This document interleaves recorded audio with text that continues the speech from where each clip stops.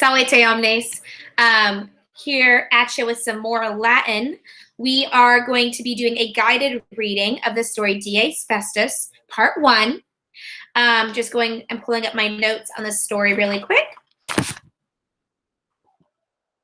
So to quickly summarize, we are here in Alexandria on the festival day of the goddess Isis. If you want to put it in your brain, it's kind of like the Mardi Gras of ancient Alexandria.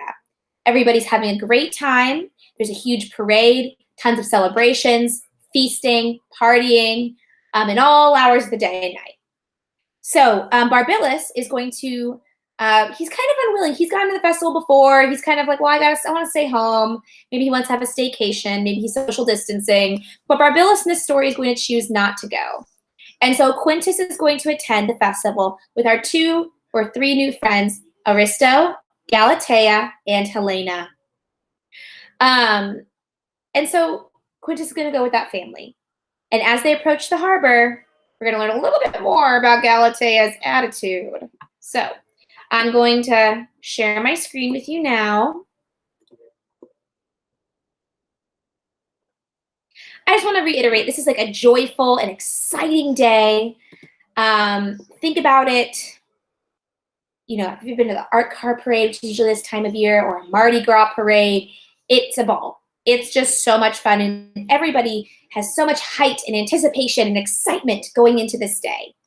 So you're going to notice the lively language and the special words that are used to really convey, like, this is going to be a great day. You know, everybody's real excited. So Dies Festus Part 1. Here's the Story Explorer version where you can kind of click on things.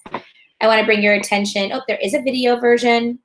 I want to bring your attention to the actual textbook page. Let's take a look at the glossed words and the pictures. Bloop, bloop, bloop. So here we see a picture of a young woman. I'm just kind of looking at my notes, so I guess you can look at the bottom of the page too. She was named after the Greek word for peace, Irene. And this might help us kind of imagine what Helena might look like, what an Alexandrian Greek young lady might look like. We can imagine Helena being about 13, 14 years old. We see this portrait style is very popular at the time of our stories, especially for people living in Egypt. And it would actually be attached to mummies. So kind of like the whole sarcophagus idea. Like think about King Tut. He had a sculpted face sarcophagus.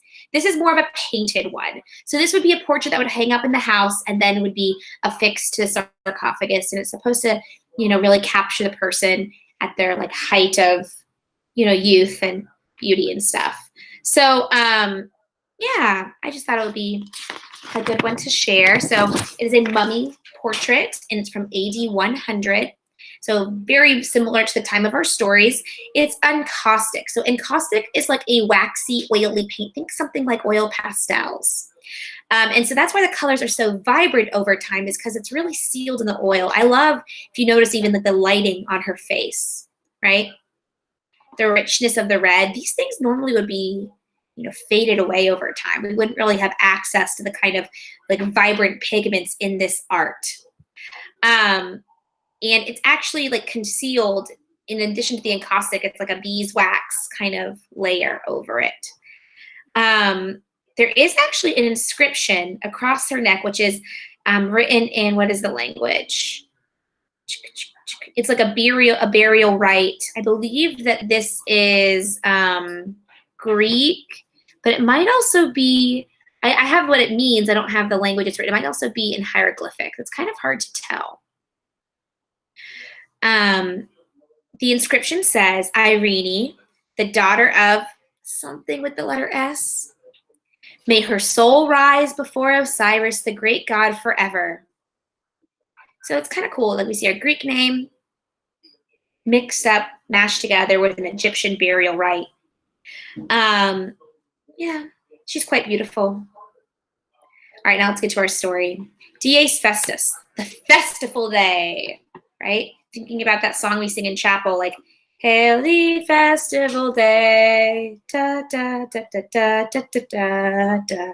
Anyway, I'm not the greatest singer. I don't, you know, sticking to my day job. So we see some words in our gloss. We see Dies Festus, festival day. Werus. This is the word for spring. So it kind of reminds us that what time of year, like we read in our culture readings yesterday, what time of year the festival of the goddess Isis took place. Who can remember the exact day?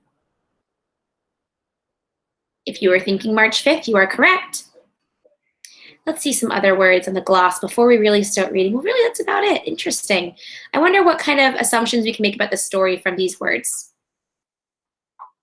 Let's go ahead and read. Kiwes laiti erant, nam hiems erat confecta. Hiems, this is the Latin word for winter. So what has been finished? Confecta, winter. Iam primus dies veris erat.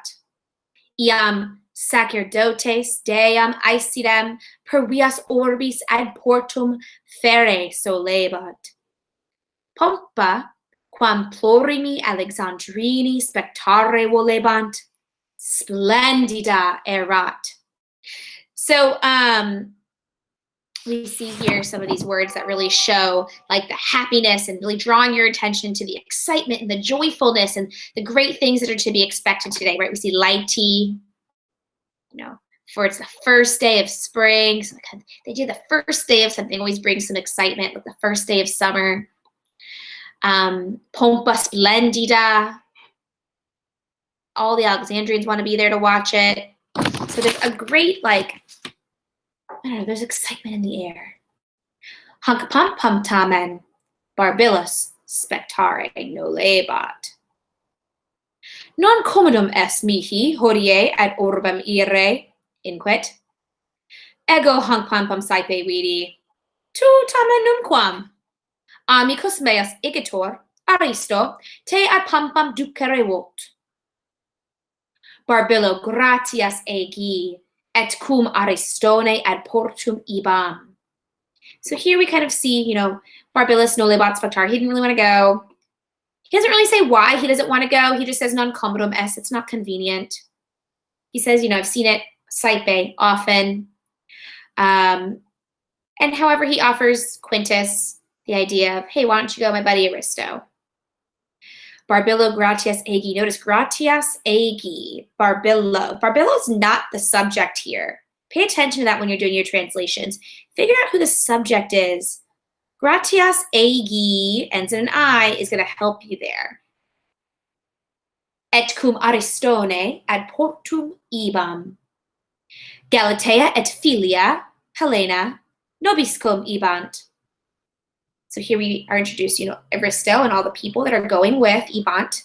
We're going. Vias orbis iam complebant cives Alexandrini.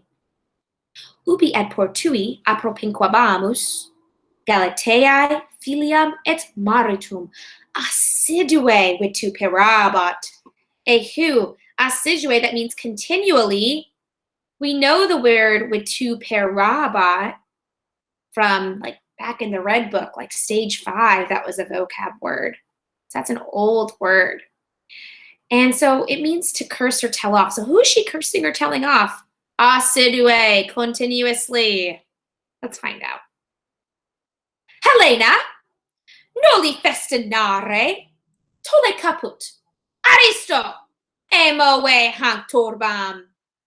Torba Alexandrinorum totum viam complet. In magno periculo sumus. Notice, noli festinare. This is our negative imperative. Go back to your notes from way back when we were doing NLE practice. We also see amoe. That's another, not negative though. Take note of that for your translation. Okay, well, that is all for today. You are to get with a buddy and translate this and submit it on Google Classroom. Make sure both your names are at the top next to the title. Wale.